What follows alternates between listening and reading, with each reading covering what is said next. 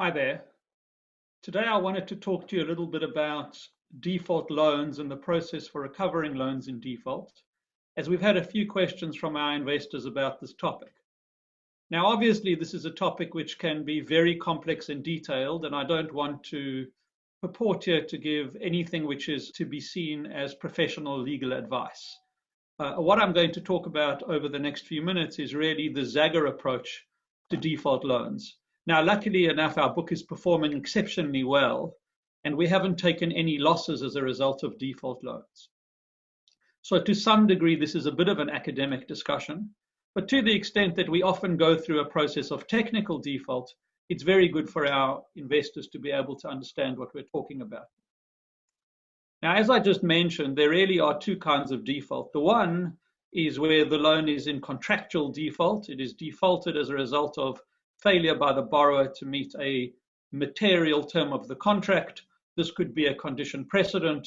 This could be failure to discharge the loan on the actual discharge date, or it could be some further kind of default, such as the borrower being declared bankrupt or something to that effect. On the other side, there are the more technical defaults where these are not material to the contract, but obviously constitute a breach of the agreement by the borrower. And this would be more akin to something like missing a material date, say a completion date or an occupational certificate date in a loan construction contract, or failure to meet a requirement to have a pre-sale or a number of pre-sales, or the loan to value ratio exceeding the hurdle. Now, depending on the nature of the default, obviously then directs the nature of the response. It's also important to understand that there's a big difference between what are called regulated or coded loans, loans which are subject to the provisions of the National Consumer Credit Protection Act, and those loans which are not. Now, as a general rule, we at Zagga do not write loans that are coded loans, loans which are subject to the National Consumer Credit Protection Act, and our loans are generally straightforward commercial loans between a non-regulated borrower and ourselves. To the extent that exceptionally there are National Consumer Credit Protected loans, you need to understand that those loans must follow a very formal, very rigid process for recovery, and that can take a long time, can cost quite a lot of money, and generally speaking, the law is to the benefit of the borrower in those circumstances. And it's for that reason largely that we prefer not to write those coded loans.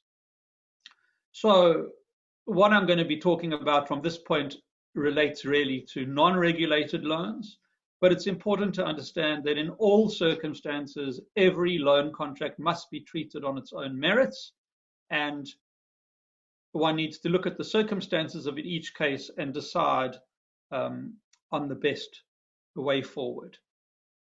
Now, what is important for Zagga investors to understand is that in all circumstances, should one of our loans go into material default, we will obviously communicate that to the investors. We will give investors all of the information they need. We will consult with investors where necessary in terms of the approach that we need to follow. And where possible, as an exception, not as the rule, but as an exception, and where possible, we will always try and give our investors the opportunity of determining whether they want to get out at the time of their default or stay in and ride out the default. Now, just because a loan goes into default does not mean that it is going to result in a loss for investors. And as I said earlier, we haven't experienced any losses on our books. Investors will earn the default interest that is contracted into the loan should the loan go into default from the date that we serve the notice of default until the date that all of the funds are returned to investors, being their principal, their interest, and their default interest. So turning quickly to the subject of defaults and how we deal with defaults, the first thing that happens is once we hear of the default, whether it is a technical default or a contractual default or a more material default, we must serve a notice of default on the borrower. Now, the contract will generally specify the period for that notice of default, although we generally have flexibility to accelerate that period in the case of more material defaults. And the notice of default will not only specify the the type of default, what the breach was.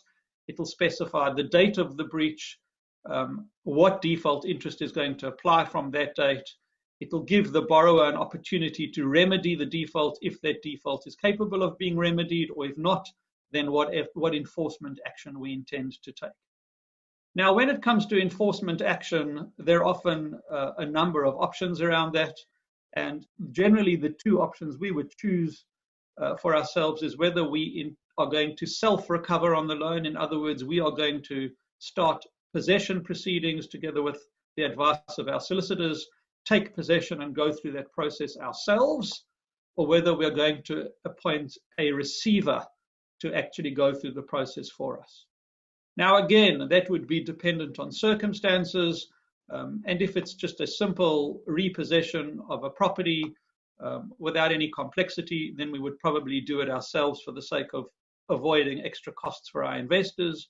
But if it is a more complex process, say it's an ongoing business, it's a going concern, it could be a partially completed construction site or those kinds of things.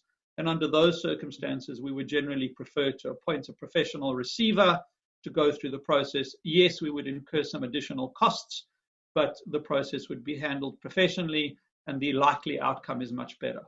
Of course, the advantage of having the receiver is that you have an independent, objective, professional third party involved, whereas if we self-recover, then we are dealing with the borrower and their solicitors directly. In either event, the recovery process is probably going to take the same amount of time. Again, that would depend on circumstances, but it's nowhere as closely regulated or as formal as the NCCP process. And generally speaking, one could look to get out of these situations within a couple of months, 3, 4 to 5 months, maybe not longer than that, depending on circumstances, maybe even under 3 months, depending on the actual term of the loan.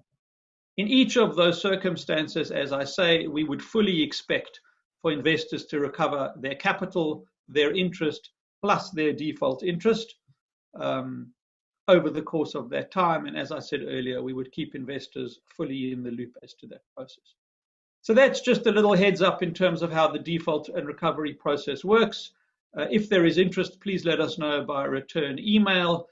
We can ask members of our credit team to talk to you about the credit process that we go through once we know there's a default.